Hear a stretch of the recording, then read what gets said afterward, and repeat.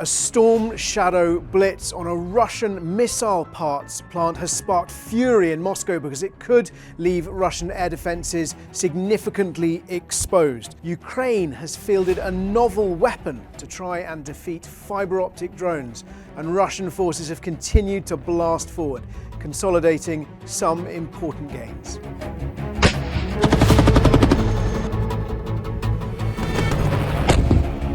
Kharkiv again.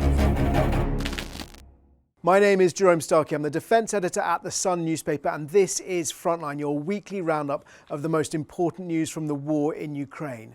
Storm Shadow bunker-busting missiles have hit an electronics plant in Bryansk, around 70 miles inside Russian territory, causing huge amounts of anger in Moscow. We've seen British and French ambassadors summoned for a dressing down today. This is because this plant, we understand, makes key components for Russian missiles, for 4 types of Russian missiles of very different ranges. They make parts for the Iskander-Ms, they make parts for the Torpol M missiles. Those are enormous truck-launched intercontinental ballistic missiles, not the kind really at all that we've seen used in the war in Ukraine.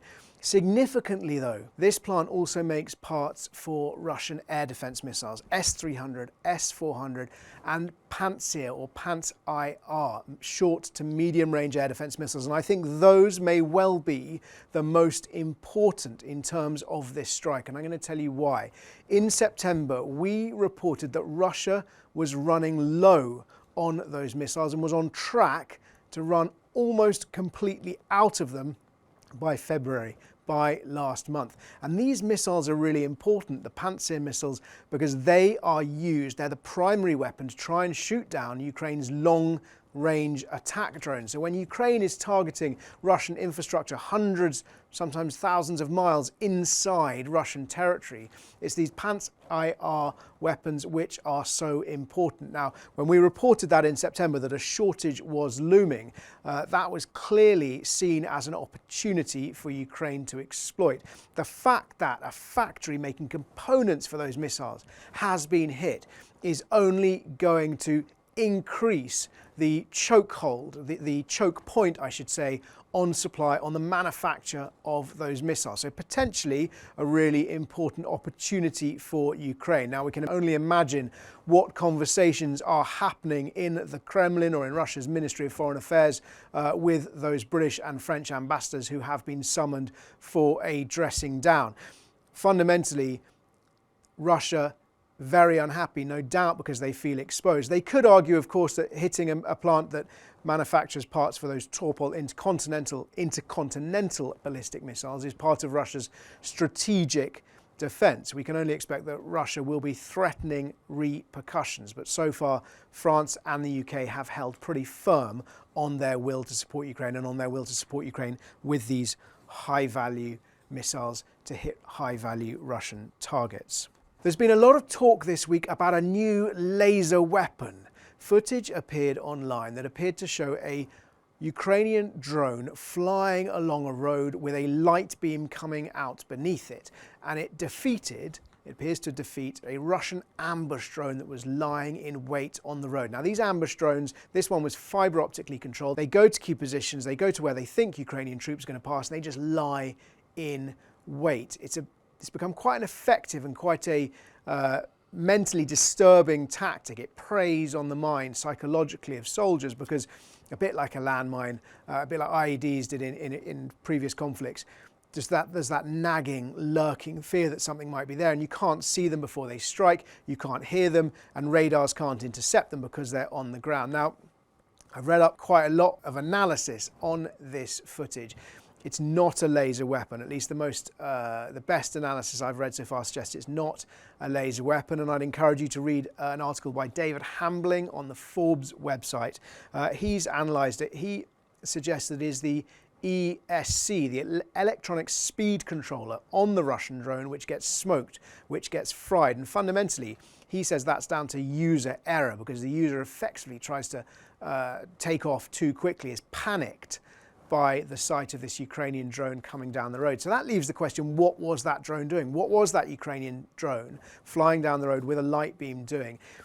He suggests what it's actually doing is it's effectively a searchlight, a sophisticated searchlight. It might be doing two things. One is looking for the glints of fibre optic cables on the road to reveal the locations of those ambush drones, possibly using it sort of what he calls structured light to look for drones on the ground. Structured light, a bit like effectively shining a grid pattern onto a flat surface. That pattern would look like a grid coming back at you. If there was a disturbance on that surface where you shone the grid light, then you'd be able to see it more easily. In terms of other Ukrainian attacks, there's been quite a lot happening this week. We've seen the Khanskaya airfield in Maykop. Now that's in an area sort of surrounded basically in Krasnodar Krai to the eastern end of the Black Sea, hit by drones. That's about 300 miles as the crow flies from the nearest Ukrainian territory. But those weapons, those drones likely would have flown around rather than over Crimea, so it might have been a longer journey. We've also seen strikes against airfields in Crimea. Belbek and Kacha both hit on the southern tip of Crimea. A focus, it appears, on degrading radars, hitting radars,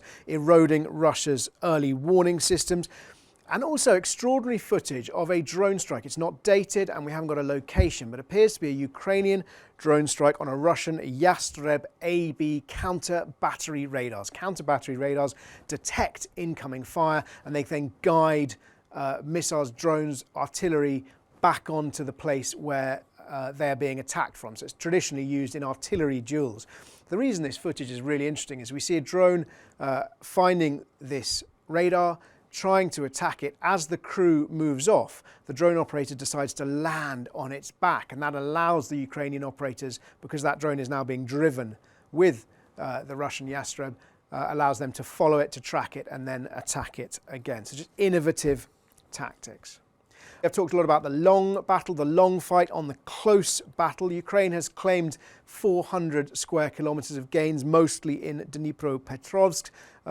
Commanders claiming that they have pushed forward about 6 miles in some places, but at the same time Russia making gains elsewhere. Vladimir Putin's claimed those in public, but some gains, we don't take Vladimir Putin's word for anything, but some of those gains have also been verified by open source conflict monitors. In Sumy, we've seen the deep state map showing Russian advances pressure in the north from Kursk Oblast, around Pokrovsk, which for so long was the epicenter of the fight. Russia has consolidated its gains to the north and northwest of Pokrovsk, and that's significant because it may allow Russia to sort of push further north, and we have talked about the risk of Russian forces trying to flank the Ukrainian fortress belt that runs north from Konstantinivka to Sloviansk. In Sloviansk, big glide bomb attack by Russia, killing a number of people, injuring several more, including a teenage girl. Ukraine has also claimed some gains around Hulyaipole, that's to the east of Zaporizhzhia. We've talked about that before. Ukraine talking about very active Russian commanders there. Both sides have been moving troops around, possibly indicative of what is to come as the spring unfolds. We understand Ukraine moving some troops away from Dobropillya, Russia moving some forces into the Pokrovsk area. Over the course of the last week, Russia has increased the number of drone and missile strikes up to about 1,300, significantly with 500, so around a third, more than half, almost a third of those coming in a single night on the 7th of March. Every other night, it's been almost exclusively drones that have hit Ukraine, the Shahed one-way attack drones. But on the night of the 7th of March, at least 14 Caliber cruise missiles, those are the ones normally fired from ships and submarines, 2 Zircon hypersonic missiles, and 13 Iskander-M or S-400 repurposed air defense missiles. So both sides continuing to slog it out, close and long-range fights. We couldn't update you on the war in Ukraine without reflecting slightly, of course, on what's happening in Iran and the Gulf region, because what's happening there is having an effect on the war in Ukraine in 2 different ways. Firstly, I'm going to talk Russia definitely and definitively helping Iran. That was the message from British generals here in London this week. That corroborates a lot of reporting coming out of the United States as well, particularly helping Iran with tactics, how to use these Shahed drones. Remember, Iran developed the Shahed drones, it sold them to Russia, then it licensed the manufacturing to Russia. Russia made them as the Gerans. They've improved them slightly technologically, they've got slightly more advanced, but it's the tactics of how Russia has been using them against Ukraine that Iran has adopted. And Lieutenant General Nick Perry, who's our commander of joint operations here in the UK, saying that those tactics have made Iranian strikes more effective, more problematic. He said it's the drones, not the missiles, which are causing the most damage across the Gulf region. And the significance of that hammered home last night because France has confirmed that one of its soldiers has been killed in a drone strike in Erbil in northern Iraq. Erbil, the capital of Kurdistan region. British forces also in a base hit by drones. The other impact of the Iran war on Ukraine is, of course, revenue. John Healey, Britain's Defence Secretary, saying that Vladimir Putin is the only world leader who's profiting from the war in Ukraine because oil prices have soared. That helps Putin fill his war chest. America has eased sanctions on India to allow India to buy more Russian oil. So again, that allows Putin to restock his war chest, the treasure he needs to prosecute this war. And finally, Ukraine has sent military advisors to the Gulf region to share their expertise and what they've learned from defeating Russia's Shahed drones, to share it with the Gulf region. So both Russia and Iran helping their allies on either side of this conflict. And it is extraordinary that Ukraine, which has this knowledge, this expertise, is providing it to Gulf allies, indeed reportedly providing it to America as well. The country which Donald Trump said has no cards is actually riding somewhat to the rescue. As ever, if you've got any questions, please do ask them in the comments below and I'll do my best to answer as many as I can next time. 3 I'm going to get through today. What are the capabilities of Ukraine's Air Force? How effective are they being in supporting ground troops? It's a really good question. Ukraine's Air Force, as I understand, is primarily being used for air defense and some ground support. It remains very, very useful for Ukraine, but Ukraine is not using its Air Force for long-range strikes. And we've talked about why Ukraine isn't hitting Russian aircraft. It's fundamentally because Ukraine does not want to, is not able to risk its aircraft because they're few and precious against Russia's sophisticated and advanced air defense systems. The S-400 systems are very advanced, sophisticated Russian air defense systems. So Ukraine is marshalling its air force very carefully. But for example, the Storm Shadow strike that we talked about in this episode, Storm Shadow is an air-launched missile. It would have been launched by Ukraine's fighter bombers. Do I think that Ukraine should take Crimea now that it has the momentum? There's a lot of assumptions in that.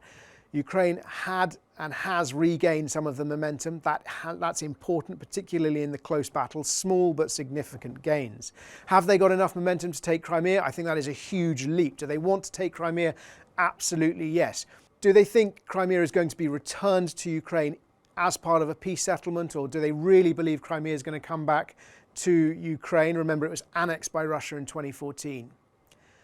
A lot less certain. There was a period early on in the war where Zelensky was joking that, he said we'll be having barbecues in Crimea by next summer, and that was a huge morale boost. I think the real reason they want to put pressure on Crimea is so important to Vladimir Putin. It's so symbolic that if they can threaten Crimea, they might be able to force Putin's hand either politically or elsewhere on the battlefield. And finally, can Europe send peacekeepers now? No, they can't, because there isn't a peace to keep. There have been politicians who've argued that European nations should send troops not as peacekeepers, but as support, not as combat troops, but to take over rear echelon roles, perhaps in Western Ukraine in terms of training, in terms of maintenance, those sorts of support roles in order to free up those soldiers, Ukrainian soldiers, to go to the front. Because we've talked about it before, Ukraine does have a chronic manpower shortage, and it's doing its very best to fill that with people and with technology. Thank you very much for watching. If you've got any questions, please ask them in the comments below. And if you haven't checked out Arms Race, our new defence technology show where we get up close with Britain's new main battle tanker, Challenger 3, then do look out for that as well on the Sun's YouTube channel. Thank you for watching. See you next time.